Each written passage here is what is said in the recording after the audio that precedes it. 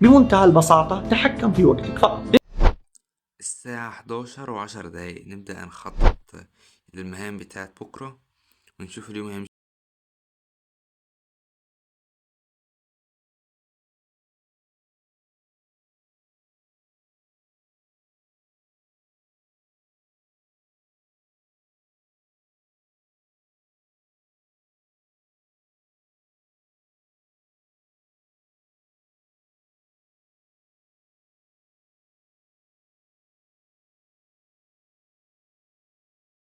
الذي خلق السماوات والأرض بقادر على. صباح الخير، يوم مليان نشاط وحيوية. انا صاحي النهارده كل نشاط وحيويه وسخنان على الشغل. نشوف المهام ويلا بينا نبدأ. أول حاجة هنبدأ بتصميم على الفوتوشوب. كان في تدريب كده أو صورة عايز أعملها، هبدأ أعملها إن شاء الله.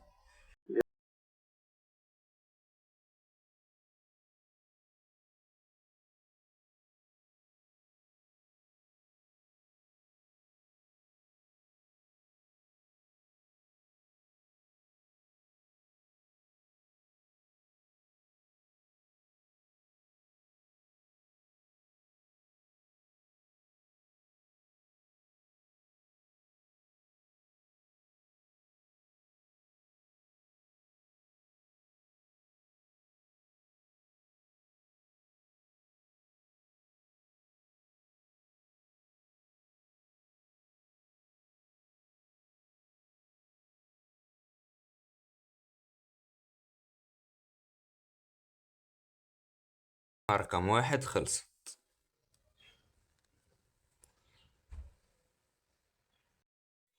نبدأ في المهمة رقم 2 وهي 8 فيديوهات من كورس CSS. قل لو كان البحر مدادا لكلمات ربي لنفد البحر قبل أن تنفد كلمات ربي ولو جئنا بمثله مددا. أكيد سألت نفسك دلوقتي إيه هي لغة CSS؟ ال CSS تستخدم في تصميم المواقع مع لغة HTML وجافا سكريبت. HTML تعتبر هي الهيكل الأساسي في تصميم المواقع. ال CSS هي بتخلي الصفحة بتاعتنا تبان بشكل أحسن وأجمل، زي اللون، الباك جراوند، لون الخط، حجم الخط، المسافات، ترتيب العناصر.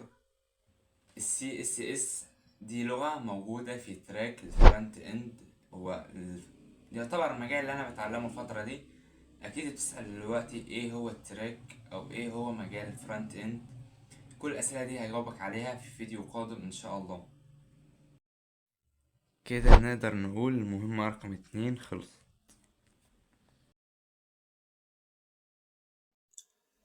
عشان محدش يفكرني انا كده على طول وجامد وبتاع، لا، انا بتعود في الاجازة اتحكم في يومي، مش اخلي يومي يتحكم فيا.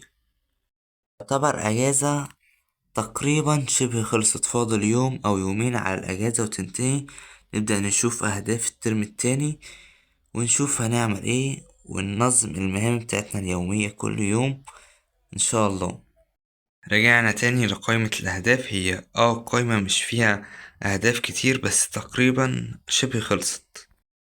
مع نهاية اليوم نقدر نقول هو كل المهام الأساسية خلصتها. غير كده في مهام أو حاجات أنا مفروض خلصتها، زي سمعت بودكاست لأحمد أبو اليزيد، وقرأت شوية من كتاب العادات السبع المراهقين الأكثر فعالية. حاجات تانية كتير بعملها في يومي غير المهام الأساسية. المهام الأساسية دي أنا بركز عليها، بحاول أمشي يومي مش أخلي يومي هو اللي يمشيني.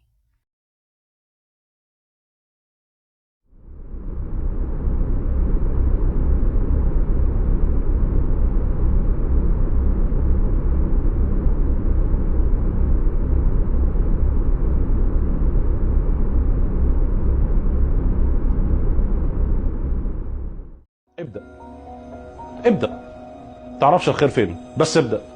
وما تسمحش لطاقة الإحباط اللي عمالة تتسرسب حواليك إن هي تاكل فيك، عشان هي كلت فيك بما فيه الكفاية ودمرتك بما فيه الكفاية.